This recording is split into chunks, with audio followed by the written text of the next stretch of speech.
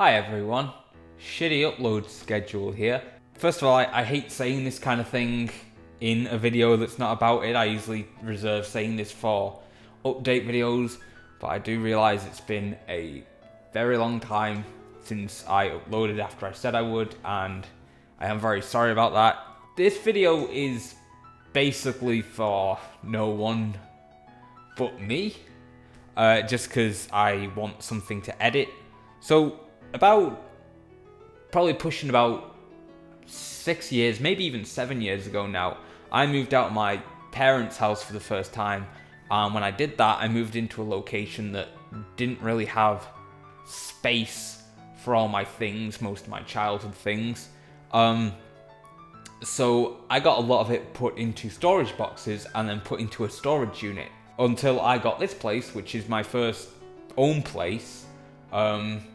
About 6 or 7 months ago now, and 3 or 4 months into then, I finally managed to get the majority, like 90% of my belongings, out of the storage unit. And like I said, I'm making this video for me because I thought what might be fun is if I just document myself re-going through some of these memories and a lot of the stuff that I liked. Basically, this is only gonna be interesting if you, for some reason, like hearing the inconsequential anecdotes of the past lives of some random person on the internet. Maybe you find it calming or soothing, or you're a student of human nature, that I don't know.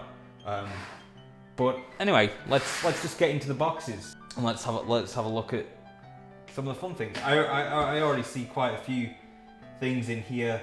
So you might be able to immediately recognize what these are or who these are. Grim Adventures of Billy and Mandy.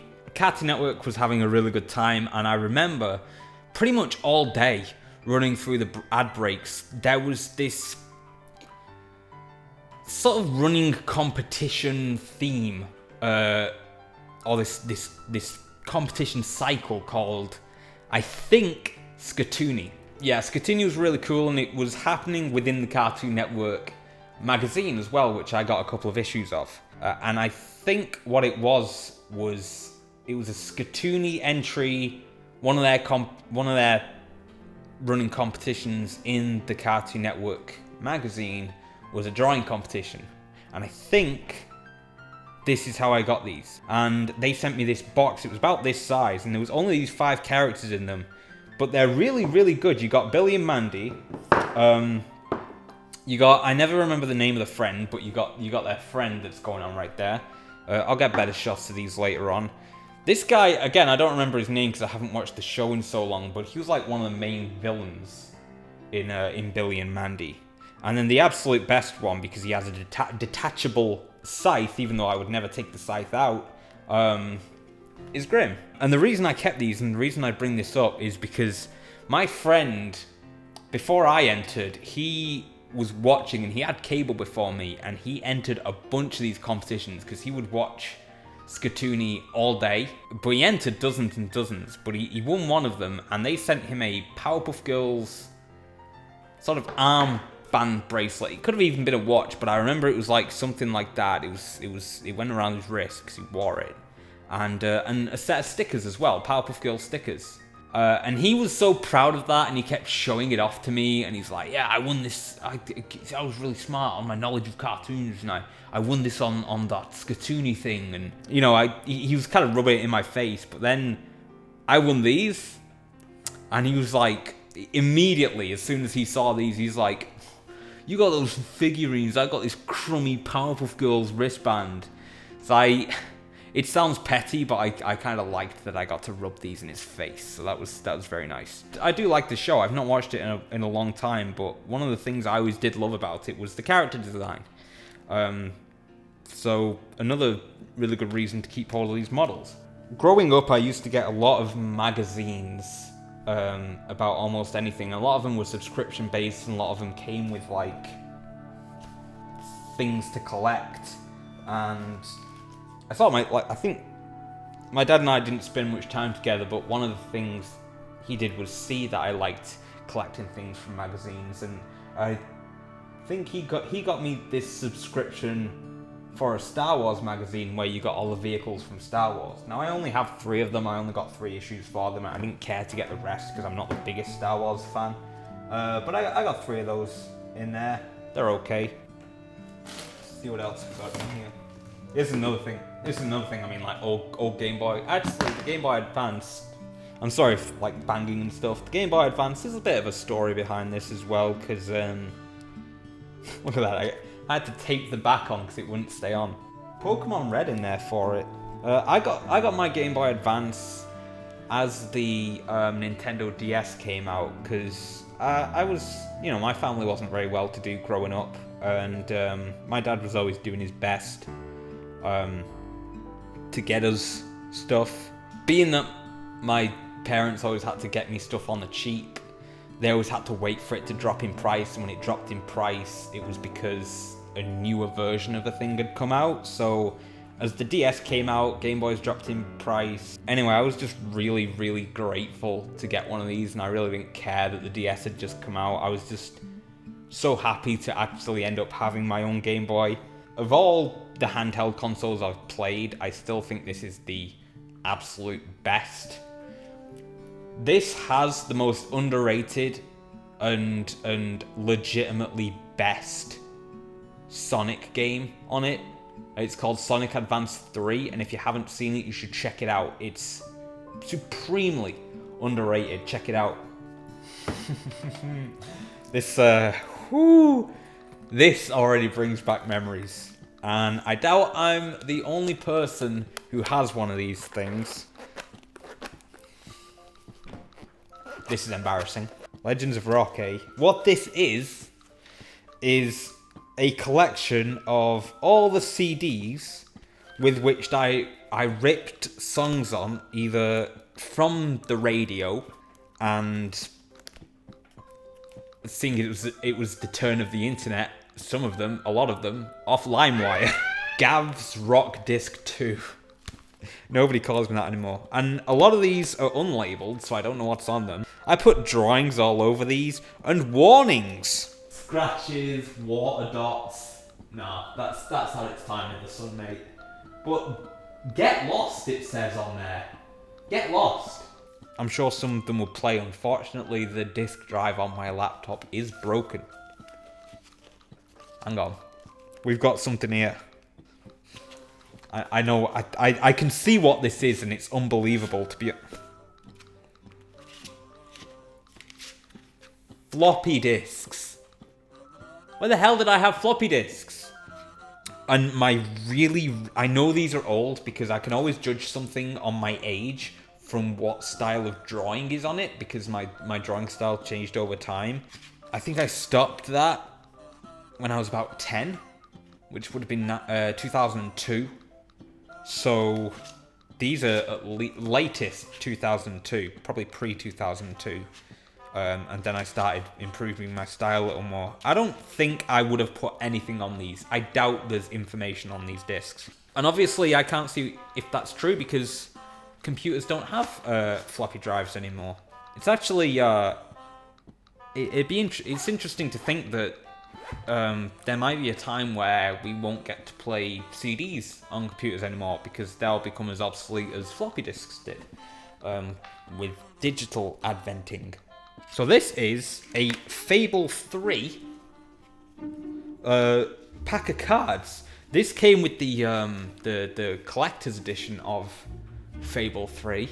I've only ever bought 3 collector's editions of games in my life. The other collector's editions of games I got were the 2012 Tomb Raider, which, again, when I unboxed all my stuff, I did find, and I actually have the tin. So I got that right there. Isn't that cool? That's a really big tin too, really thick. At the minute, I'm keeping my Disney Infinity figures in there. The only other collector's edition I got was the Duke Nukem Forever Balls of Steel edition. Please don't look at me like that. But these are really cool cards. They got a nice, like, old style tea-stained aesthetic to them. And it looks like every picture card, like every king and queen for the for each what are they called? House? No, that's Harry Potter. But each family, you know, diamonds, clubs, each one is unique. So the picture on the Queen of Diamonds is different than the picture on the Queen of Spades. They're so custom that there's a character's head, I think it's his butler, behind him on one end, but not on the other. Very personalized, very stylized, and very high quality playing cards. And I love playing card games. I like playing poker, but I don't really have anyone to play poker with in real life. But if I did, these would be a really good set of cards to use. Okay, we got another set of cards here, but this is going to take me a while to talk about, so we'll do that in a little bit. So, Red Nose Day, Comic Relief little collection tin. There is a story behind this as to why I have this. It's embarrassing. Before opening this, I'm going to guess that it's either for 2006 or 2005. Yeah. Which is quite old either way, but there is a specific reason why I would say that. 2007, check that out. Red Nose Day, the big one. You know this is 2007, or at least in the noughties, because look at the kid on the front. Look at that king of chavs. That's what every kid in a school looked like in the noughties. That's what I was putting up with at school. Stephen Fry. Oh, there's a pound coin there. I wish it was real. Features orange. 32 older people in the UK die alone and unnoticed every day. Horrifying glimpse into my future there. So yeah, Comic Relief, they don't just focus on one charity. They've helped, obviously, domestic violence victims. I know they've done quite a lot of stuff with children and homeless children and children without families. And they've done relief and aid for Africa and third world countries. I don't know if they do all this in the same year or they sort of pick a focus each year, but it's usually very successful. It's one of the most popular reoccurring annual events in the UK. I don't know what these are. I think there was like a game you played. Oh, I think it's to do with the DVD. Yeah, it's gotta be.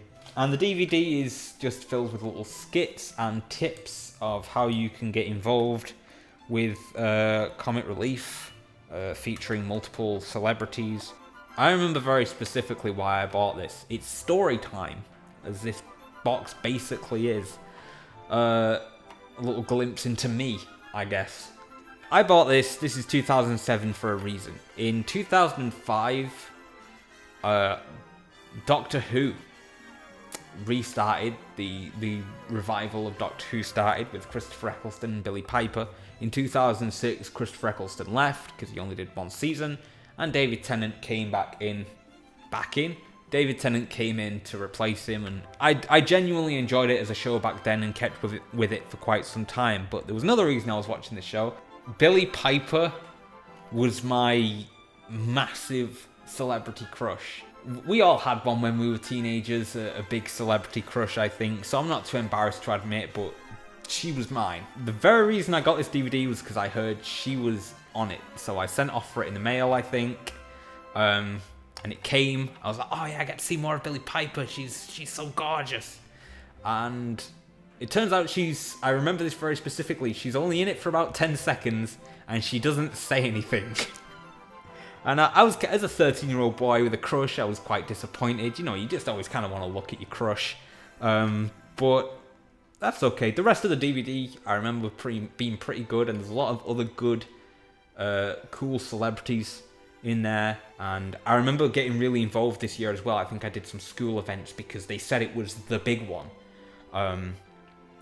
So I think there was like sponsored silences and costumes and stuff going on at my school, but I was really into it. But yeah, I'd be lying if I didn't say I also had selfish, ulterior motives for buying this DVD. And that's it. And that's my story. I got one more thing I want to show. as a like personal anecdote kind of thing. Citadel combat cards. These are trading cards. My grandma is one of those grandmas. She goes to car boots and she just picks up shit. I remember the day she gave me this actually. I don't know why I held on to the actual cards for so long. Now, I didn't really know what Warhammer was when I was a kid. It wasn't very popular in my area. A lot of nerdy pursuits weren't popular in my area because my area was Chav Central. Anyway, these cards have not even drawings. They've got literal photographs of the Warhammer figurines on them, and it's just the characters. There's all sorts in here. Dwarf, Runesmith. And that was my absolute favourite. It was the last card in the pack, the Wraith. Just because I think Grim Reapers are cool. And Scythes are an underrated weapon. These cards are pretty, they're basic. I never had anyone to play with them, and I didn't understand the rules anyway. They've got ratings on them, strength, weapon skill, toughness, that kind of thing. But I did like the idea of trading cards. And I used these as a model, as it were, to make my own trading cards. This is the sole reason I kept hold of this pack. Because even looking through these, I've put more effort into these cards than I have most creative endeavors I've done over the age of 20. Based on the style of drawing here, I know these were between the ages of, I want to say like 13 to 17, because this is the style I was using, 13, 17. I think a lot of people can identify with this in terms of like Marvel and DC. Is when you first really get into like Marvel and DC, what you want to do is make your own superheroes up and make your own league up. And for me, as a kid, me and my friend, what we absolutely loved was Lord of the Rings. When the Lord of the Rings trilogy came out, we flipped our shit. We absolutely loved those movies, and we loved fantasy. I tried making, as a kid, because I was like 14, 13 years old, I tried making my own version of a Lord of the Rings style fantasy world. I'm sure I've got more to do with that in this box here, so I hope we might stumble upon more plans for that later on. So this will be our first glimpse into the travesty attempt, I'm sure, at a hollow 14-year-old with an overactive imagination, probably undiagnosed ADHD, and an obsession with Saturday morning cartoons, trying to come up with his own version of Lord of the Rings. This is going to be fucking weird. So we've got the name, the picture of the creature, the stats, which are different from the stats on the Warhammer cards. I wanted to sort of give my own. And then one thing mine seem to have, these cards don't have this, but what I've done is totaled all the numbers from the stats, and I've given them an overall power rating. The first card we have is a Dwillo. I'm telling you right now, do not ask me what a Dwillo is. Lord of the Rings introduced me to a lot of creatures that I'd never heard of before, so when I wanted to make my own, I set out in creating new races like Lord of the Rings had done to me. I'd never heard of orcs before. I'd never actually even heard of elves before I watched the first Lord of the Rings film. It kind of looks like a Pokeball taking over temp duties for the Grim Reaper. And it operates in these spooky woods with a curly fog and evil owls or something living in the tree. Now you'll notice very straight away that he's very cartoony and stylistic. Like I said, this was the style I was trying to operate with in my early teens. And the reason they're so cartoony, like I said, I wanted to be a cartoonist and animator. I was very much inspired by Saturday morning cartoons. So this was sort of my attempt at trying to conjoin the gritty, realistic fantasy of Lord of the Rings with a more colourful, juxtaposition of Saturday morning cartoons. So basically I wanted to make Lord of the Rings, the animated series, but not set it in the world of Lord of the Rings. We have what I imagine is one of the most basic ones, the Goblin Swordsman, and then kicking it up with a Goblin Sword Elite. I actually really liked that one. Did a good job on that Goblin Sword Elite. Ah, okay, here we go. An Angel Wood Guard. I remember very specifically, actually, that in an effort to not copy Lord of the Rings beat for beat, angels were my version of elves, so I was still trying to go for the very regal race. But I didn't want to go for elves, so I went for angels. Got a Scavenger Imp. Again, these are very cringy and they're very childish, but I like how this looks because I appreciate the amount of style to it for like a 12-year-old. And I appreciate the fact that I spent a lot of time with it. I mean, I even cared enough to give them different backgrounds in relation to the environments you'd find them. For example, a Scavenger Imp, there's sort of grass or wheat behind him. This is where it starts to get a little bit cringy. The Gamasor Warrior. Now, what's Gamasor? I know what Gamasor is. Gamasor was like my version of Minas Tirith, basically. It was the human capital. Cringy, I know. Terrible naming schemes. I was 13. Leave me the fuck alone. Ooh, now we're getting into named characters. I don't know if I ever had a name for the entire project. But I was coming up with like a story and characters to fit into this world for it. This is so... I hate this. This is Gilgoyle. This is Gilgoyle, the Goblin Captain. And he, again, this is a badass character design. He has what looks like a bejeweled buzzsaw for a shield, which is fucking awesome. This one used to be the one that was always sat on top, and I know that because it's completely faded compared to all the other cards. It's just a randomer, but it's a barbarian sniper. This is the halberd pirate. Apparently pirates were a thing in this world, and they wielded halberds. I remember I really liked the idea of halberds, and I tried to get one when I was playing RuneScape as a kid. I don't know why I liked halberds, or scythes. I think I just like the idea of weapons on the end of pointed sticks so you don't have to get too close to your enemies. You just barge pole them. Oh no. We're getting into the main characters of the Lord of the Rings rip-off lore here, you guys. Oh, I remember this cunt. Woo! Look at that rating system. I tried to semi-imitate the Lord of the Rings naming schemes without absolutely going dead on for them, as we saw with Gilgoyle, the Goblin Captain. And for heroes, I always wanted them to be just humble town folks, so I tried giving them very cute and rustic sounding main names, as we see with this guy. This is an embarrassing name, but this is how my 13-year-old head worked. Penegold Gumberry. You're kidding me with this shit. That rating though, 68 is the highest we've seen so far. This is where it starts to get weird, and a lot of this shit kind of needs explaining, I guess. I don't know what this is, same with the Dwillo, so don't ask. Corrupted Zorb.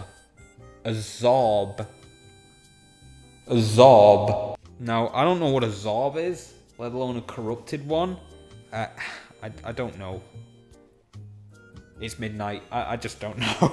We got trap cards as well. What we have here is the Moldy Blade. What this card does is poisons an enemy, taking 5 health points each round, even if the card user is destroyed. But there aren't rounds. You just pick a number, and whoever has the highest number wins in that card. I'm confused. Just a quick one. Woodland Sprite. Ooh, we had a corrupted Zorb. Now we have a Zorb Egg.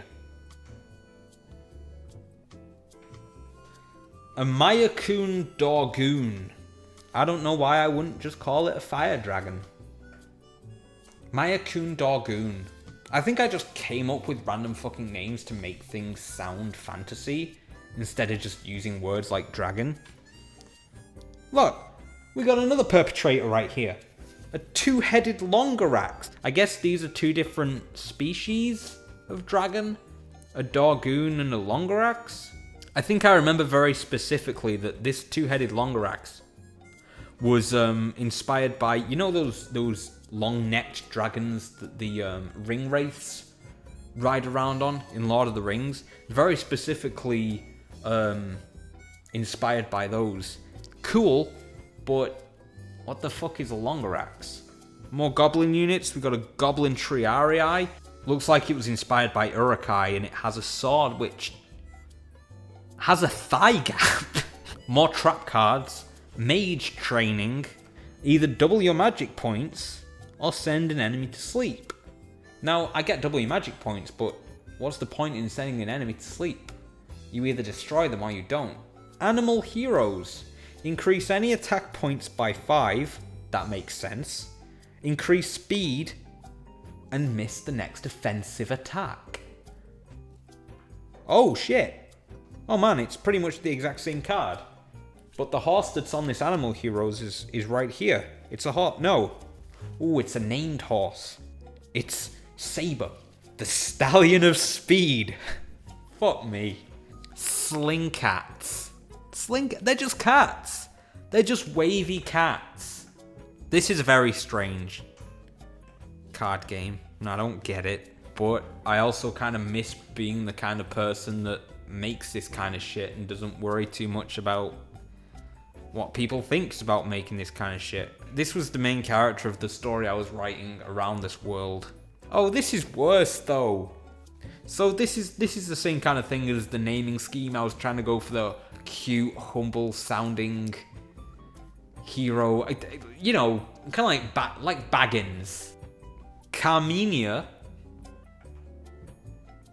This is awful. Carmenia. I can't look at you when I say this. Pillow Dinks. I was 13, and I like the character design because I actually liked this style. I think it fit my age range very well and was still somewhat personal to me. Back in the world of Gamasor, the human capital, we got the Gamasor Archer, Angel Hero. Look at him, Supermaning into action. I even drew action lines all around him like he's flying through the air. Coming up to the end of him now. Shadow Warlord. This one's fucking cool, dude. He looks like a Dark Souls enemy. He looks like Smelter Demon. He's got a furnace in his chest. This was before Dark Souls, I just want to say. He's got a fucking furnace in his chest. I just wish I could still draw this good for my age, but I got stale and didn't practice enough and fell out of passion for doing it anyway, so I just don't draw or animate anymore. This is the last card. It's an activation card. And you gotta remember this was 2005. But this is the super noob. Nobody uses that word anymore, and I'm embarrassed I ever used it. This was back when people were using like elite and epic for the win. Any unnamed character has all his attack points doubled. So I imagine unnamed goes for like Barbarian Sniper or Goblin Swordsman or anything that's not like a main character. So I had the patience to sit down, draw, and cut out 26 of these cards. I kept these and I kept this box because I specifically remember caring about this and coming home from school and taking a couple of hours out of my day to draw around this template, cut them out, come up with an idea for a character or a creature. And I genuinely enjoyed making these. And that's very weird. It's very weird to be there in that moment again. But I guess that's what this video was for. I remember the point I was at in my life when I made these. and it's just such a juxtaposition from now, where even though I'm sure I had responsibilities and issues going on, I still prioritize these as be like, okay, put that aside for a second, because I have to go home and I have to make these trading cards, because I'm having a lot of fun doing it, and if I'm having a lot of fun doing it, that means I have to do it, and they're a priority to me. And it's a big juxtaposition from now, where I actually have the chance to do a lot of creative stuff, but I get stopped from doing it because I think, oh, I can't do that creative stuff yet because I have these real and serious responsibilities, time frames, and limits. It's a shame, because it means that sort of that neuroses and those anxieties I have that I was doing this stuff to work through as a kid sort of became more prevalent and overwhelmed this part. But I suppose that's why I want to make videos when I can, and why I'm still trying, even though I upload incredibly sparsely. And I don't want to make or upload anything that I don't think is a quality experience or piece of entertainment or quality escape for anyone that watches. The issue with that is, to put quality into something, it takes effort and motivation. And as of late, I've just not had much motivation or want to put in effort. I've felt quite low energy trying to get a lot of stuff done, and I've been trying to get a lot more serious stuff sorted out in my life, but I always feel kind of stifled when I don't make progress on them. And they're the periods when I come back to making these videos to distract myself and to feel like I'm actually getting something done and accomplishing something, or just distracting myself with something I enjoy. So yeah, thanks for watching this. I know it was a weird one, bit of a weird subject for a video, but if enough people like this, I will make another one for the next slot. I'm gonna get up off the floor now because my ass is asleep.